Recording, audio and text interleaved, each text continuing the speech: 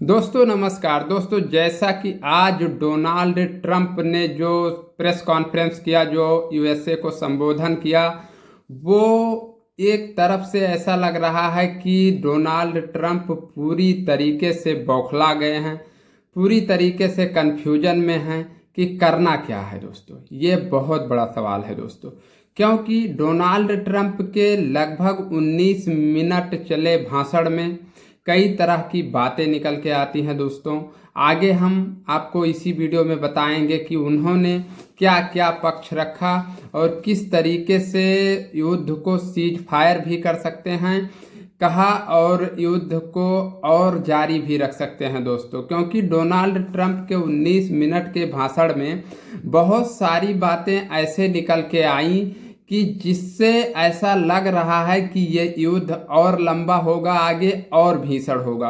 और कुछ बिंदुओं पर उन्होंने ऐसे बात किया कि युद्ध को सीज फायर की तरफ भी देखा जा सकता है दोस्तों। लेकिन ये बयान केवल डोनाल्ड ट्रंप की तरफ से आया है, उनके 19 मिनट के प्रेस कॉन्फ्रेंस में आया है। ईरान की तरफ से कोई ऐसी बातचीत की बात नहीं की गई है। लेकिन डोनाल्ड ट्रंप में कुछ पॉइंट पे बात किया, उसको हम आप लोगों के बीच में शेयर करना चाहते हैं। जैसे डोनाल्ड ट्रंप का जो 19 मिनट का भाषण चला, उसमें उन्होंने सबसे बड़ी बात ये कही कि हम ईरान पे एक सप्ताह बाद और भीषण हमले करेंगे और लगातार उनके एनर्जी इंफ्रास्ट्रक्चर को टारगेट करेंगे और उनके गैस प्लांट, तेल प्लांट पे भी हम हमला करेंगे अगर ईरान समझौते के लिए तैयार नहीं होता है दोस्तों। तो ये इनका जो बयान था एक धमकी भरा था, एक ऐसा बयान उसमें दिया गया कि जिससे लग रहा है कि ये युद्ध और लंबा जाएगा।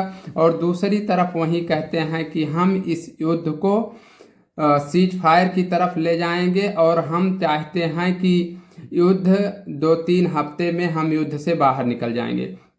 तो दोस्तों उसका इसमें क्या मानना है कि डोनाल्ड ट्रंप एक तरफ बात कर रहे हैं कि हम ईरान को टेबल पर लाने की बात कर रहे हैं, सीज फायर की बात कर रहे हैं, और दूसरी तरफ वो बात कर रहे हैं कि हम ईरान पे एक सप्ताह में लगातार एक सप्ताह बाद हमले करेंगे।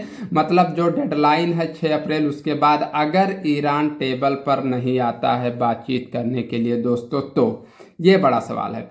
तीसरी बात, डोनाल्ड ट्रंप ने कहा स्टेट ऑफ हॉर्मुज को हम वो हमारा मामला नहीं है और हम उस तरफ देख भी नहीं रहे हैं, और जब ये युद्ध समाप्त होगा तो ऑटोमेटिक स्टेट ऑफ हॉर्मुज का रास्ता खुल जाएगा दोस्तों। तो एक तरफ ये इनकी बात है कि स्टेट ऑफ हॉर्मुज का रास्ता ऑटोमेटिक खुल जाएगा अगर युद्ध विराम होता है। दूसरी तरफ आप कहते हो कि लगातार हमले हम जारी रखेंगे एक सप्ताह के बाद। तीसरी बात आपकी होती है कि हम सीज फायर के लिए बातचीत का रास्ता निकाल रहे हैं, अगर ईरान टेबल पे आता है बातचीत करने के लिए तो हम भी टेबल पे आ रहे हैं, बातचीत करेंगे। दोस्तों जैसे डोनाल्ड ट्रंप बड़ बोले के लिए भी जानने जाते हैं, क्योंकि उनका जो बयान आता है उनको खुद नहीं पता होता है कि हम किस तरीके से बयान दे रहे हैं।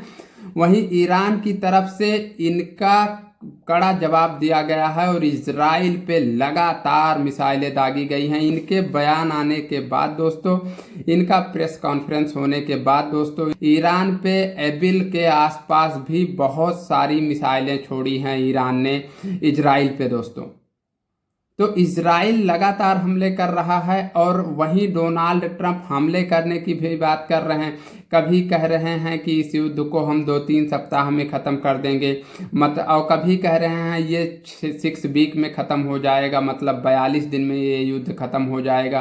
कभी बोलते हैं 2-3 सप्ताह और चाहिए। तो दोस्तों इस समय डोनाल्ड ट्रंप बहुत कन्फ्यूजन में हैं, खुद बौखलाए हुए हैं कि इस युद्ध का नतीजा क्या होगा।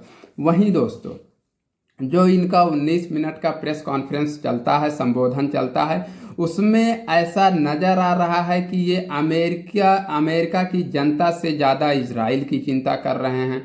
क्योंकि अमेरिका के लोगों को जो सड़कों पर उतरे थे, विरोध प्रदर्शन कर रहे थे इस युद्ध के खिलाफ, डोनाल्ड ट्रंप के खिलाफ, उनको ऐसी उम्मीद थी इस संबोधन में कि कुछ इकोनॉमी को लेकर बात करेंगे, कुछ महंगाई को लेकर बात करेंगे, जो लॉसेस हुई हैं उसके बारे में बात करेंगे। लेकिन डोनाल्ड ट्रंप ने अपने 19 मिनट के भाषण में कोई ऐसी बातचीत नहीं की जो अमेरिका के जनता के हित में हो या इस युद्ध के हित में हो दोस्तों। लेकिन डोनाल्ड ट्रंप का कुछ भी बयान रहा, क्योंकि 19 मिनट में उन्होंने कम से कम 4-5 पॉइंट पर बात किया होगा। सीज फायर के लिए भी बात कर रहे हैं, लगातार अटैक के लिए भी बात कर रहे हैं, और उधर कह रहे हैं स्टेट ऑफ हॉर्मुज से हमारा कोई लेना देना नहीं है, वो स्वतः ही खुल जाएगा युद्ध समाप्त हो जाने के बाद।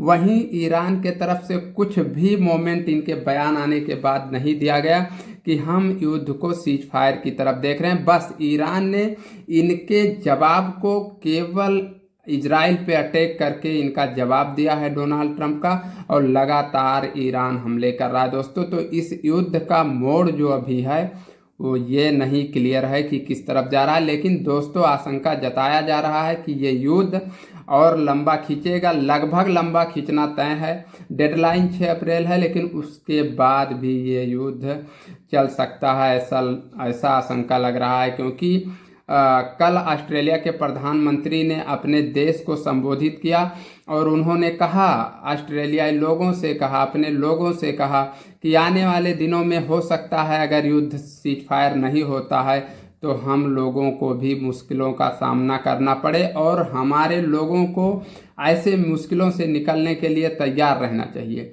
वहीं ब्रिटेन के प्रधानमंत्री कीर स्टारमर ने भी यही बात कही, देश को संबोधित किया, और उन्होंने भी कहा कि हमको आने वाले दिनों में मुश्किल हो सकती है हमारे देश को, उससे निकलने के लिए हमको तैयार रहना चाहिए। वहीं ब्रिटेन के प्रधानमंत्री स्टारमर का कहना था कि हम कल एक 35 देशों की मीटिंग बुला रहे हैं, जिसमें state of Hormuz main point रहेगा, जहां से इंफ्रास्ट्रक्चर की जो तेल, पेट्रोल, ईंधन होती, सप्लाई होती है, वो दुनिया के लिए बाधित ना हो दोस्तों। तो ये युद्ध अभी एक ऐसे मोड़ पर है जहां से कुछ भी कहना संभव नहीं होगा कि युद्ध सीज फायर होगा, कि युद्ध और लंबा खींचेगा। लेकिन दोस्तों ऐसे ही अपडेट के लिए मैं लगातार आप लोगों को अपडेट देता हूं। आप मेरे चैनल को सब्सक्राइब कर लें, बेल आइकन प्रेस कर लें, कोई नया वीडियो, कोई नया नोटिफिकेशन हो तो उसका नोटिफिकेशन आप तक दोस्तों पहुंच जाए। नमस्कार।